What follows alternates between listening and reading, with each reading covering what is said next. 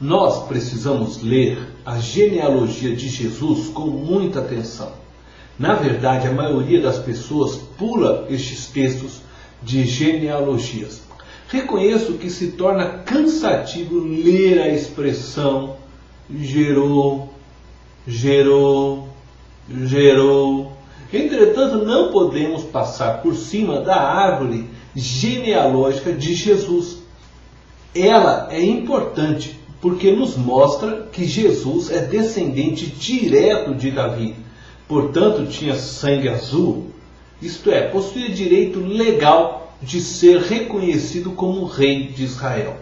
Também é muito importante porque ela é uma genealogia de inclusão e não de exclusão. Vejamos por que é uma genealogia de inclusão.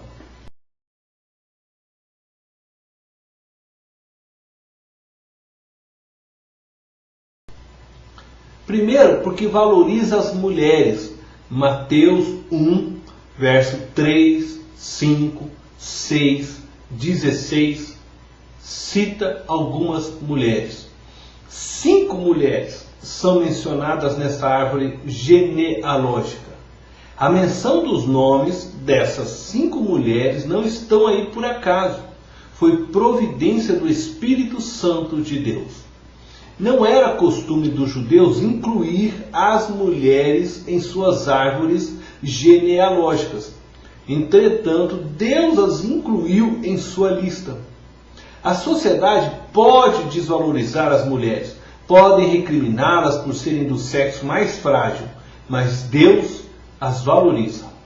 O ministério de Jesus foi sustentado por mulheres, conforme lemos em Lucas, capítulo 8, do verso 1 ao 3. E não era somente homens que seguiam a Jesus, mulheres também o seguiam. O que seria da história da igreja sem as mulheres? Paulo, ao contrário do que muitos pensam, valorizava o trabalho das mulheres. Podemos ver isso em Romanos, capítulo 16, do verso 3 ao 4, no verso 12 e no verso 13. Também em Colossenses, capítulo 4, verso 15. Paulo cita diversas mulheres que cooperavam em seu trabalho.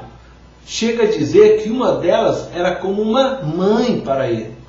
Paulo valorizava o trabalho das mulheres, contudo, compreendia que dentro da igreja existe uma ordem e não uma hierarquia que precisa ser respeitada. Deus é Deus de ordem e não de confusão.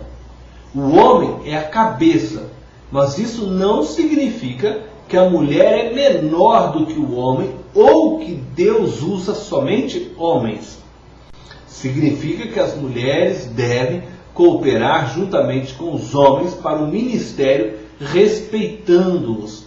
Significa que os homens devem ter humildade suficiente para ouvir as mulheres, respeitando-as.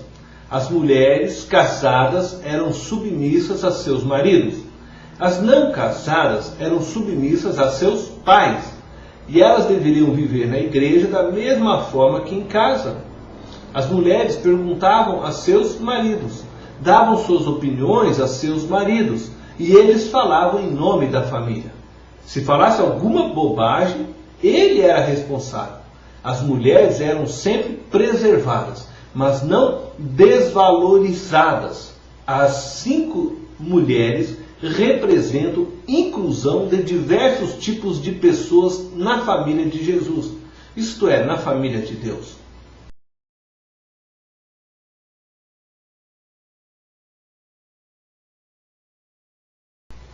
O segundo ponto que eu quero abordar através desta genealogia é que cada mulher que aparece na genealogia de Jesus representa a valorização de um tipo de pessoa.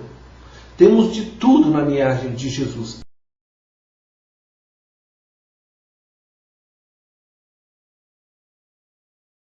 Tamar. Gênesis 38, do verso 13 ao 18, conta a história desta mulher. Nora de Judá. Coabita com seu sogro. Uma mulher astuta que na busca de sua herança usa de meios escusos.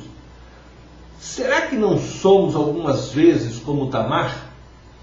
Muitas vezes, para conseguirmos vender nossos produtos, alcançarmos nossos sonhos, realizarmos nossas vontades, não usamos de meios escusos?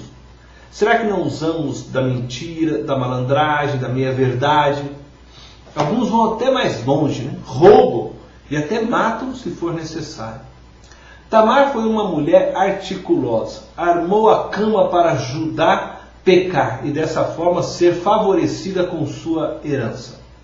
Tamar, na busca de seus interesses, não mediu esforços. Como dizem por aí, os fins justificam os meios. Quando você vai vender seu carro, você mente para vendê-lo? Quando você deseja algo de sua mãe ou de seu pai, você distorce a realidade para convencê-los? Os fins não podem justificar os meios. Jacó foi um exemplo de trapaceiro e pagou caro por suas trapaças. Alcançou a bênção de seu pai de forma fraudulenta. Jacó mudou de vida, procurou seu irmão, pediu perdão e recebeu de Deus um novo nome, Israel. Tamar, com certeza, se arrependeu e foi lembrada por Deus.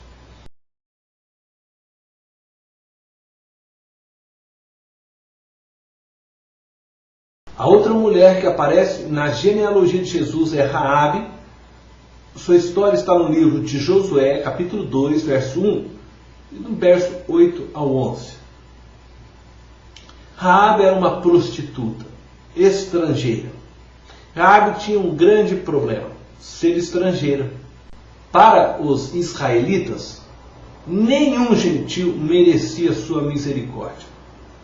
Os israelitas eram um povo racista, em virtude de serem extremamente nacionalistas, preconceituosos, possuíam uma visão errada da relação de Deus com os gentios.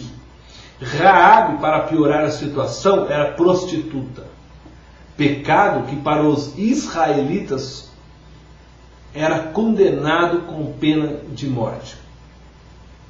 Possivelmente Raabe prostituía-se para poder manter sua família.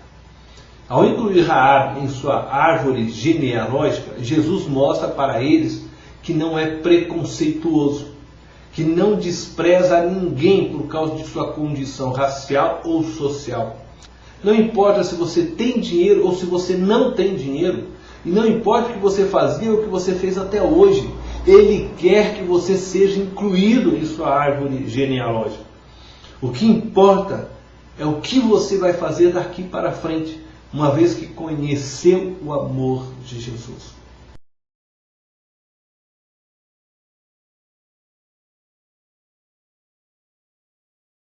A terceira mulher que encontramos na árvore genealógica de Jesus é Ruth. Sua história está registrada no livro de Ruth. Ruth era uma mulher valiosa, mas era moabita, estrangeira. Esta era uma joia de mulher. Entretanto, era estrangeira e, pior que isso, filho de Moabe. A descendência de Moabe era uma descendência maldita, conforme você pode ler em Gênesis, capítulo 19, do verso 29 ao 37. Moabe nasce de um relacionamento não agradável a Deus. Entretanto, Deus não desprezou Ruth simplesmente porque ela era moabita. Nem Ruth era má simplesmente porque era moabita. Aqui aprendemos que não podemos desprezar a ninguém por causa de sua origem. Muitas pessoas desprezam outras simplesmente porque o pai ou a mãe não prestavam. Deus não te despreza porque seus pais não prestavam. Não importa se você é filho de prostituta, de macumbeiro, de ladrão, de bêbado, de idólatra. Deus te ama e quer ter uma relação profunda com você. Deus não te julga pelos teus pais, Deus te julga pelas suas obras. Busque ao Senhor e você o achará. Não importa seu passado, sua linhagem, apenas busque e você o achará.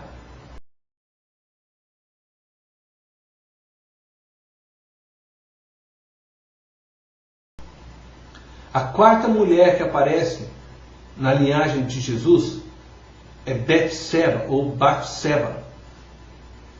Sua história está em 2 Samuel, capítulo 11, verso 2 ao 4, esta era uma judia, entretanto adúltera, pecadora. Betseba representa todos os filhos de Deus, assim como Davi, que pecaram, se desviaram da vontade de Deus. Betseba é a demonstração de que Deus está sempre pronto a dar uma oportunidade de arrependimento aos seus filhos que fracassam na caminhada da vida. Deus não desiste de nós, porque adulteramos ou porque nos tornamos homicida. Deus está sempre pronto a nos dar uma nova chance. Deus não fica nos acusando. Nosso Deus é rico em misericórdia.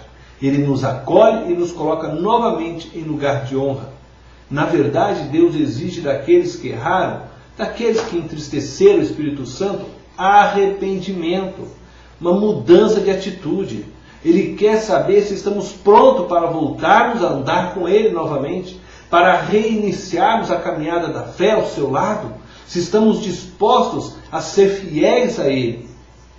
Olhe para Pedro, que negou Jesus por 3 vezes, mas não foi rejeitado.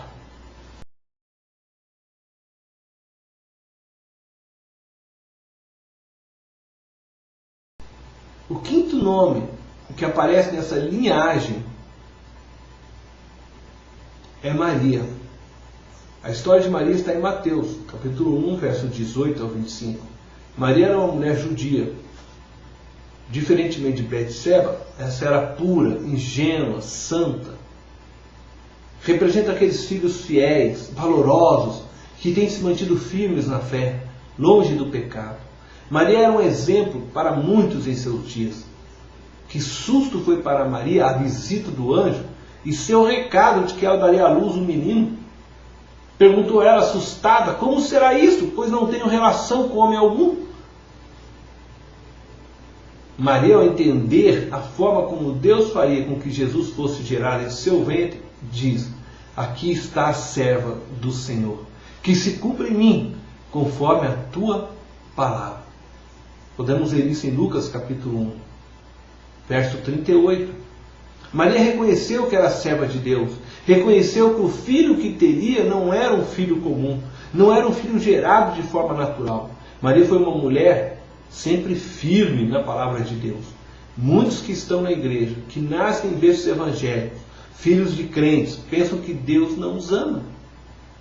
Muitos desses cristãos que sempre andaram na palavra de Deus se sentem como o irmão do filho pródigo, o mais velho, em Lucas 15.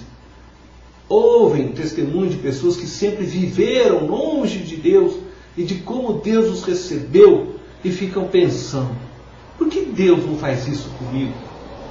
Por que eu não sinto o abraço de Deus? Por que eu não tenho experiências como essa? A resposta é simples. Porque você tem tido uma vida constante com o Senhor. Deus não precisa fazer milagres todos os dias em sua vida para que você se sinta amado ou amada.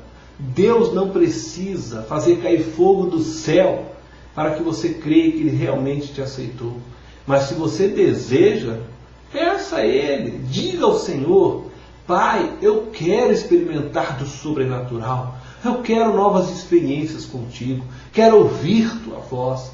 A palavra de Deus diz, até agora nada tendes pedido em meu nome. Pedi e recebereis, para que vossa alegria seja completa.